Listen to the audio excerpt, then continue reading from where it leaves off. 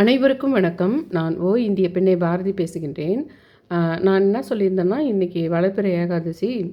இப்போ வந்து இந்த பிரபஞ்ச ஈர்ப்பு தியானத்தையே நான் வந்து 11 சொல்கிறது, இந்த மாதிரி கொஞ்சம் நம்பருங்கள சொல்லிகிட்ருக்கேன். அதிக நம்பருன்றதே இந்த வளர்பிறை ஏகாதசிக்கு விஷ்ணுவை பெருமாளை நினச்சி 108 முறை சொல்லுங்கன்னு இன்றைக்கி பண்ணுறதுக்கு தான் சொன்னேன் ஃபஸ்ட் டைம். அதாவது காலையில் 11:30 முடிஞ்சு போகுது. ஆனால் காலையில் பிரம்ம முகூர்த்த நேரத்தில் வளர்பிறை ஏகாதசி அது கிராஸ் ஆகிற நேரத்தில் தான் அது பண்ணணும். ரொம்ப பவர்ஃபுல்லான நேரம் அது. அந்த சமயத்தில் நீங்கள் பண்ணுங்கன்னு சொன்னேன். அப்போது வந்து நான் இன்னொரு விஷயத்தை கண்டுபிடிச்சேன். அதை தான் இன்றைக்கி வந்து நாளைக்கு இது பிரதோஷம் இருக்குது. பிரதோஷம் மட்டும் இல்லை, மாத சிவராத்திரி சமயத்தில் பெருசாக ஒரு சிவராத்திரி வருது பார்த்திங்களா? அப்போது நம்ம சிவனை வணங்கணும்னு நினைக்கும் போதெல்லாம், சிவனை கும்பிடணும்னு நம்ம நினைக்கும் போதெல்லாம் பண்ணலாம். மாத சிவராத்திரியில் பண்ணலாம்.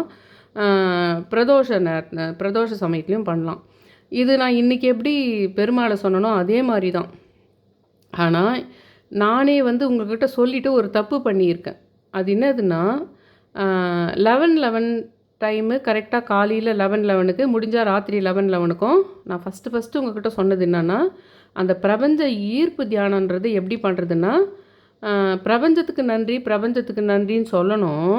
ஆனால் நீங்கள் அது சொல்கிறது கண்ணை மூடிக்கிட்டு நெத்தி பொட்டுக்கு நடுவில் தான் சொல்லணும். உங்கள் மனசுலையும் நினைக்கக்கூடாது. இதுலேயும் ருத்ராட்சத்துலேயும் கவுண்ட் பண்ணக்கூடாது. வேறு யாரையும் கவுண்ட் பண்ண சொல்லக்கூடாது. எதிரில் கடிகாரம் எதனா வச்சுக்கிட்டு அதை வச்செல்லாம் கவுண்ட் பண்ணக்கூடாது. ஆனால் உங்கள் நெத்தி பொட்டுக்கு நடுவில் தான் அதை கவுண்ட் பண்ணணும். ஆனால் நீங்கள் மனசில் கூட அதை கவுண்ட் பண்ணக்கூடாது அப்படின்னு சொன்னேன். அதை நிறைய பேர் நீங்கள் செஞ்சுருப்பீங்க. ஆனால் உங்களை அறியாமல் நீங்கள் மனசில் கவுண்ட் பண்ணியிருப்பீங்க. அந்த விஷயத்தை நானும் கூட தான் விஷயம் தெரியாமையே என்ன பண்ணிட்டேன், நம்ம மனசில் கவுண்ட் பண்ணுவோம். அது நீங்கள் கண்டுபிடிக்கிறதுல இருக்குது. இது வந்து அவ்வளோ ஈஸி, ரொம்ப ஜாலியாக நீங்களாம் சொல்லியிருப்பீங்க. ஏன்னா உண்மையிலே உன்னதமாக அதை நீங்கள் செஞ்சிட்டிங்களான்னா அதுக்கு ஒரு மகா சக்தி கிடைக்கும். ஆனால் அது அவ்வளோ ஈஸி கிடையாது அப்படின்ற விஷயம் இன்றைக்கி நான் வளர்பிறை ஏகாதசிக்காக பெருமாளுக்காக அந்த பெருமாள் முகத்தை மட்டும் மனசில் நிறுத்தி பண்ண சொன்ன பாருங்க. பெருமாளுடைய அந்த தலை பாட்டு மட்டும் நம்மளுக்கு திருப்பதி பெருமாள்லாம் எப்படி இருக்குமோ அதை மட்டும் நெத்தி போட்டு நடுவில் வச்சு 108 முறை நீங்கள் பெருமாள் போற்றின்னு சொல்லிட்டு சொல்லலாம்.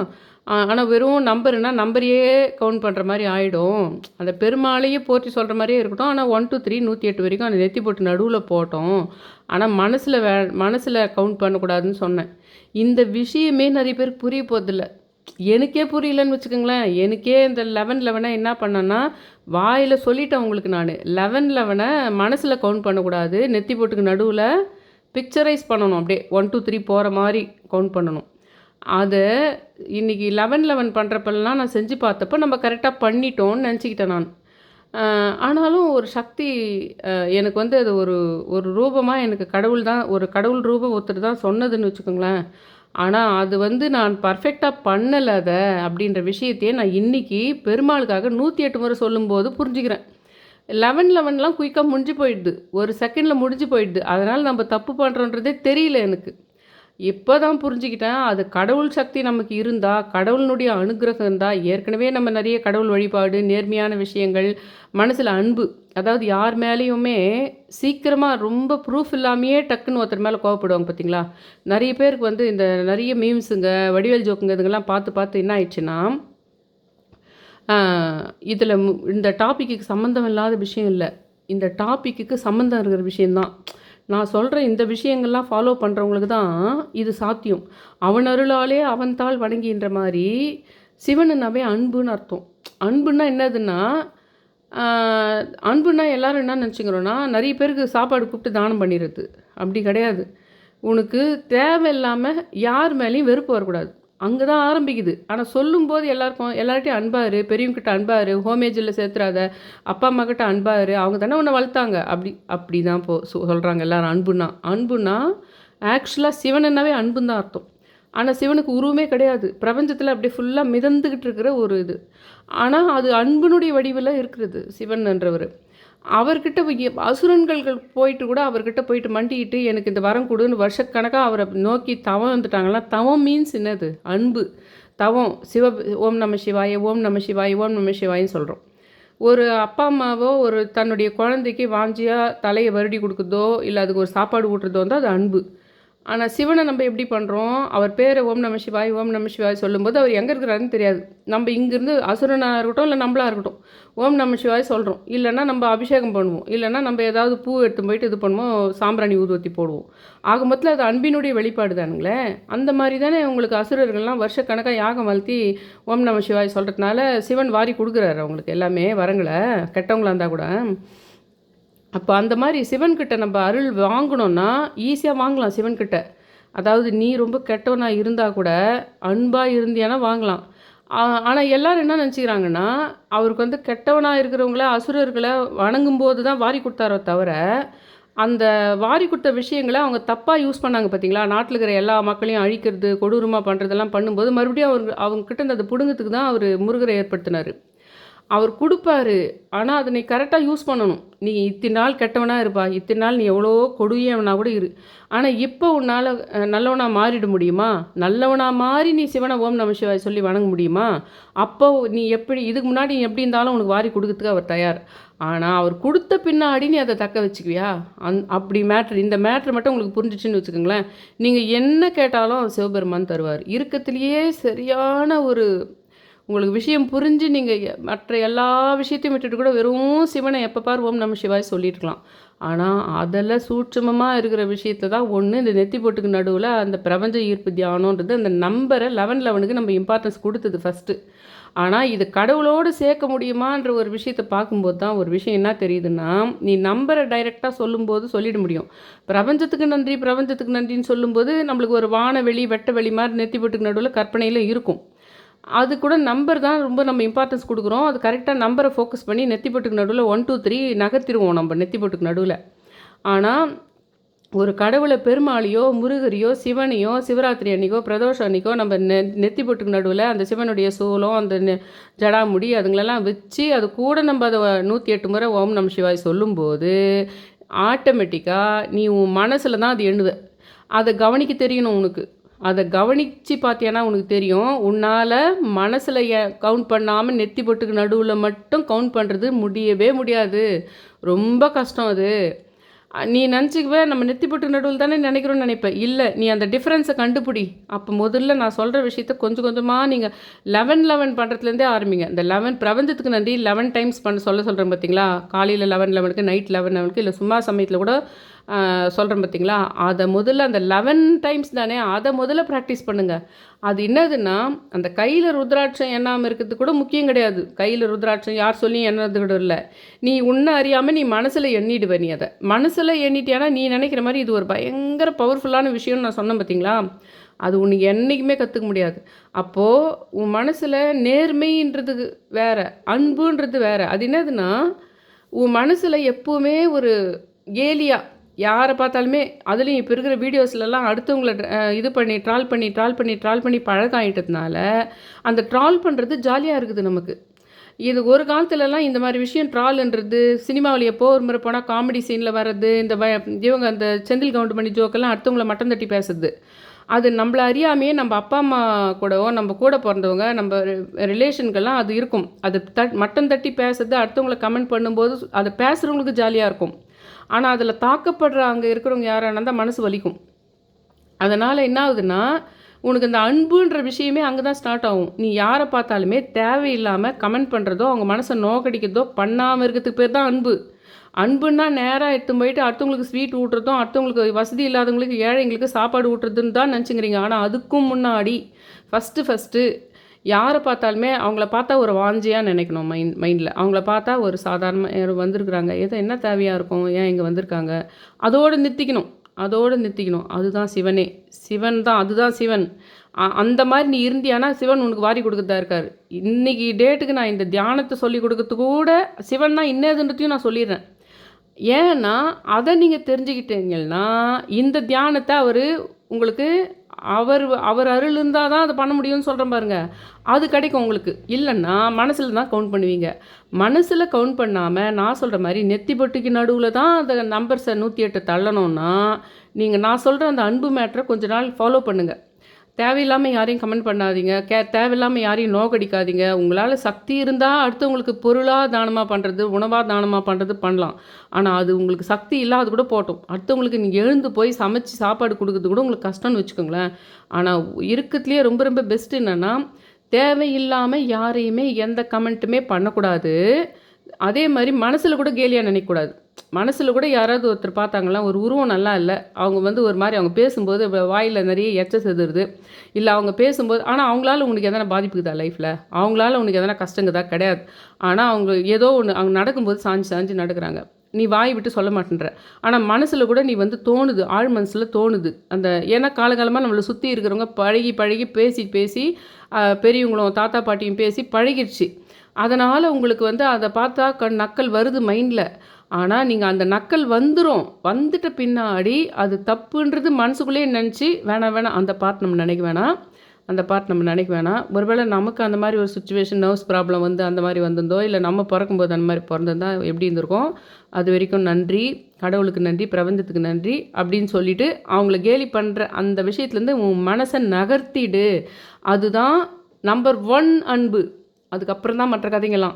இந்த அன்பு விஷயத்தை, சிவனன்னா அன்பே சிவம்ன்றது, இந்த விஷயத்தை நீ ஃபாலோ பண்ணிட்டியானா சிவனும் கூட நெருக்கமாயிடுறாரு. அப்போ சிவனும் கூட நெருக்கமாயிடுச்சியானா அதுக்கப்புறம் நான் சொல்கிறேன், அந்த நெத்தி பொட்டுக்கு நடுவில் 108 முறை ஓம் நம சிவாய சிவபெருமான் தோற்றத்தை, அந்த சங்கர் தோற்றத்தை, அந்த சூலம், ஜடாமுடி, ருத்ராட்சம், அந்த புலித்தோல் மேலே உட்காந்துங்குது, பின்னாடி இருக்கிற பனிப்பாறை, உடுக்க, கமண்டலம், இதுங்க எல்லாம் ஒன்றா சேர்த்த மாதிரி அந்த சிவனையும் ஒரு பக்கம் அப்படியே பேக்ரவுண்டில் வைக்கணும். நெத்தி பொட்டுக்கு நடுவில் கண்ணை மூடிக்கிட்டே 1 2 3 வந்து நகர்த்தணும். நீங்கள் ஃபாஸ்ட்டாக நகர்த்திட்டா கூட பரவாயில்ல, அது இன்றைக்கி தான் புரிஞ்சுது எனக்கு.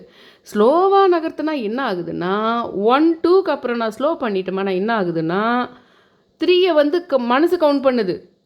4 5 ஃபாஸ்ட்டாக கண்ணுக்கு முன்னாடி ஏதோ ஒரு கலரில் அதிகமாக எனக்கு பச்சை கலரு நம்பர்ஸ் மாதிரி நெத்தி பொட்டுக்கு நடுவில் போகுது. நான் அதை கலர் மாற்றணும்னு கூட நினைக்கல. அது ஏன்னு தெரியல எனக்கு. மற்றவங்களுக்கு வேறு கலர் வரலாம். நான் ஒரு நினைக்கும் போது ஒரு நம்பரை 1 2 3யில் நகர்த்தணும் நெத்தி பொட்டுக்குள்ள நினைக்கும் போது க்ரீன் கலர் நம்பர்ஸாக வருது.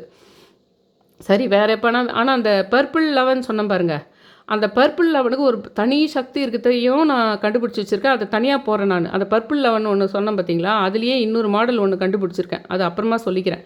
இப்போதைக்கு இந்த சிவனவனுடைய அருள் உங்களுக்கு இருந்துதானா உங்களால் அதை மனசில் கவுண்ட் பண்ணாமல் நெத்தி பொட்டுக்கு நடுவுலையே 108 முறை கடத்த முடியும். ஆனால் அது அவ்வளோ ஈஸி கிடையாது. அது ஈஸி ஆகிறதுக்கு தான் இந்த அன்பு மேட்ரு நான் சொன்னது. சிவன்னா அன்பு. அந்த அன்புன்றது என்னன்னா, இது வரைக்கும் நீங்கள் எப்பவுமே எப்படின்னா அப்படி இருங்க. ஆனால் இனிமேல்ட்டு கொஞ்ச நாளைக்கு நீங்கள் ட்ரை பண்ணுறதுக்காகவே, இது உங்களுக்கு சாத்தியமாகறதுக்கே அந்த நான் சொன்ன பாருங்கள் இந்த கேலி மேட்ரு, அதையும் நீங்கள் ஃபாலோ பண்ணணும். அதுதான் அன்பு. அதுக்கப்புறம் உங்கள்கிட்ட சக்தி இருந்து முடிஞ்சு அடுத்தவங்களுக்கு உதவுறது, மற்றவங்களுக்கு அன்பாக பேசுறது, மற்றவங்களுக்கு கொஞ்ச நேரம் ஏதாவது ஒரு கஷ்டங்களை பரிமாறிக்கிறதுக்கும் அவங்களுக்கு ஆறுதலாக வார்த்தை சொல்கிறது, அதெல்லாம் கூட அன்பு லிஸ்ட்டில் தான் வரும். ஆனால் நான் சொன்ன அந்த முதல்ல அன்பு லிஸ்ட்டில் ஒன்று சொன்ன பாருங்கள், அந்த மேட்ரை நீங்கள் பண்ணும்போது சிவனருள் உங்களுக்கு கிடைக்கும். சிவனருள் உங்களுக்கு கிடைச்சிதானா என்ன ஆகும்னா, அந்த நெத்தி போட்டு நடுவில் நகர்த்துற விஷயம் நடக்கும்.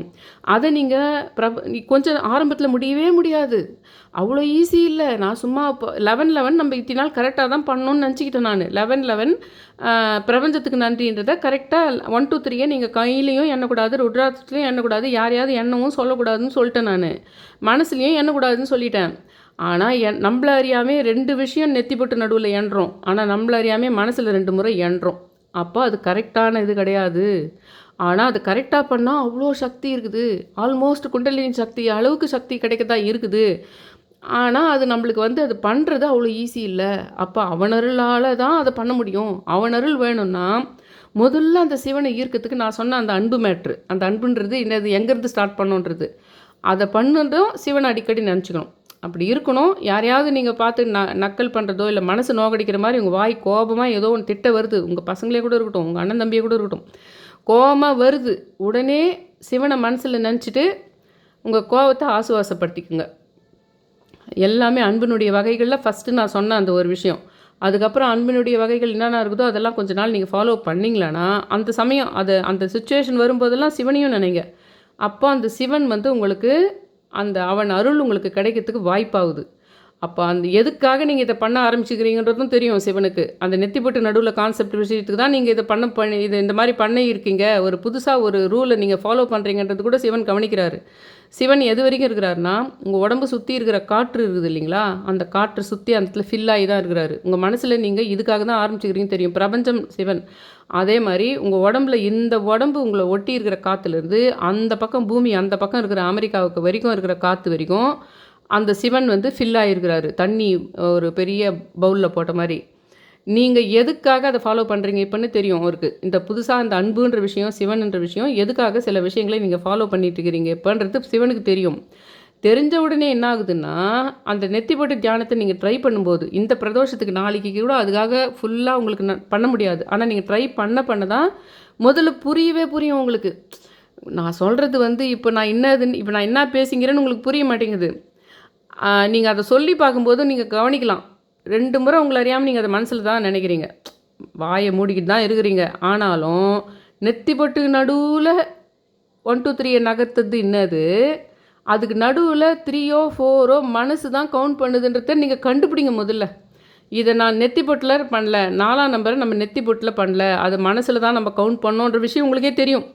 அதை கவனிங்க இனிமேல். நீங்கள் எந்த இடத்துல நம்ம மனசில் கவுண்ட் பண்ணோம், எந்த இடத்துல நம்ம நெத்திப்பொட்டு நடுவில் கவுண்ட் பண்ணோம் அப்படின்றத நீங்கள் கவுண்ட் பண்ணுங்கள். முதல்ல தப்பாக வருதா ரைட்டாக வருதெல்லாம் பார்க்காதீங்க. நான் சொன்ன மாதிரி ஃபுல்லாக பண்ணி முடிச்சிங்கன்னா நீங்கள் மகான்தான். அது அவ்வளோ ஈஸி கிடையாது. அது இன்றைக்கி தான் எனக்கு புரிஞ்சுது. அதனால் உங்களுக்கு நான் சொல்கிறேன். ஆனால் நான் சொன்ன இந்த விஷயம் ரொம்ப அற்புதமான விஷயம். அதுக்கு அந்த விஷயம் நம்மளுக்கு கிடைக்கணும்னா சிவனருள் வேணும். சிவனருள் வேணும்னா நான் சொன்ன அந்த விஷயங்களை கொஞ்சம் ஃபாலோ பண்ணிட்டீங்களான்னா, நீங்கள் முதல்ல 108 சொல்ல முடியல. உங்களால் 10 நெத்திப்பொட்டு நடுவில் பண்ணுறீங்க, ஒரு நடுவில் சிலதெல்லாம் மனசில் கவுண்ட் பண்ணுறீங்க. கொஞ்சம் கொஞ்சமாக என்ன ஆகும்னா, அந்த நெத்திப்பொட்டுக்கு நடுவில் நகர்த்துகிற விஷயம் கொஞ்சம் கொஞ்சமாக அதிகமாகும். அப்புறமா நீங்கள் அதனுடைய உண்மைத்தன்மையை, அதனுடைய அற்புதத்தை புரிஞ்சிடுச்சுன்னு வச்சுக்கோங்களேன். அதுக்கப்புறம் உங்களை என்ன பண்ணால், நீச்சல் தெரிஞ்சவனை எடுத்துன்னு போயிட்டு இதில் போட்டால் கூட உங்களுக்கு வந்து அவன் தப்பிச்சு வந்துடுவான். அந்த மாதிரி அந்த விஷயம் மட்டும் தொடர்ந்து நீங்கள் பண்ணி முடிச்சிட்டிங்க என்றைக்கோ ஒரு நாள். நாளைக்கு பண்ண மாட்டீங்க, நான் கூட பண்ண மாட்டேன். ஆனால் இந்த ப்ராக்டிஸ் பண்ண என்ன ஆகும்னா, ஒரு நாள் அது வந்து ஒரு முறை கூட மனசில் எண்ணாமல் நெத்தி போட்டு நடுவில் கடத்திட்டிங்கன்னா, அந்த ஃபீல் உங்களுக்கு அன்றைக்கி ஒரு உணர்வு வருது பாருங்கள். அதனால் அந்த உணர்வு பூமி அந்த உடம்பும் அந்த மனசும் புரிஞ்சிக்குது பாருங்கள்.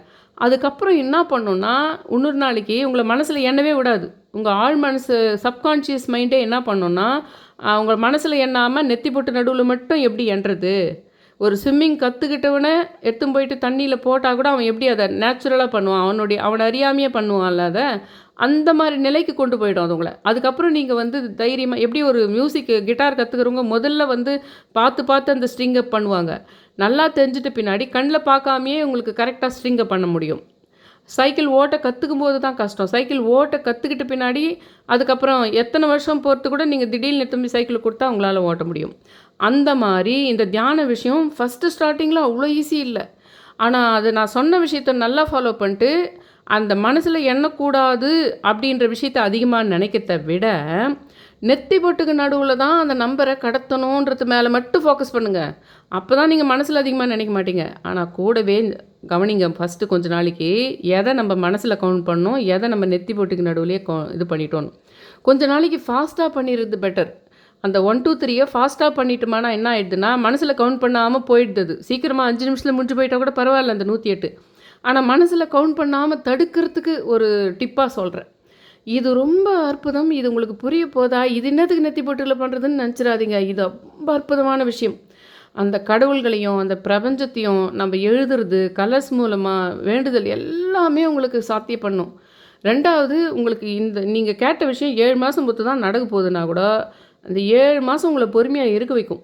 அந்த 7 மாதத்துக்கு நீங்கள் என்னெல்லாம் செய்ய வேண்டுமோ அதை செய்ய வச்சிரும். இந்த தியானம்லாம் தெரிஞ்சுக்கிட்டீங்கன்னா, இந்த மெத்தட் பண்ணிக்கிட்டிங்கன்னா, இப்போ நம்ம நாளைக்கு பிரதோஷன்றதுனால சிவபெருமான் அந்த பிரதோஷ நேரத்தில் இது பண்ணுறதுக்கு சொல்கிறேன். 108 முறை சிவனையும் நினச்சிக்கணும். 108 முறை ஒன்றா நெத்தி போட்டுக்கு நடுவில் 1 2 3 கடத்தணும். 108 வரைக்கும் குயிக்காக முடிஞ்சிடும். வேகமாக தான் கடத்தணும். ஏன்னா வேகமாக கொஞ்ச நாளைக்கு வேகமாக கடத்தினா தான் மனசில் கவுண்ட் பண்ணாத இருப்போம் நம்ம.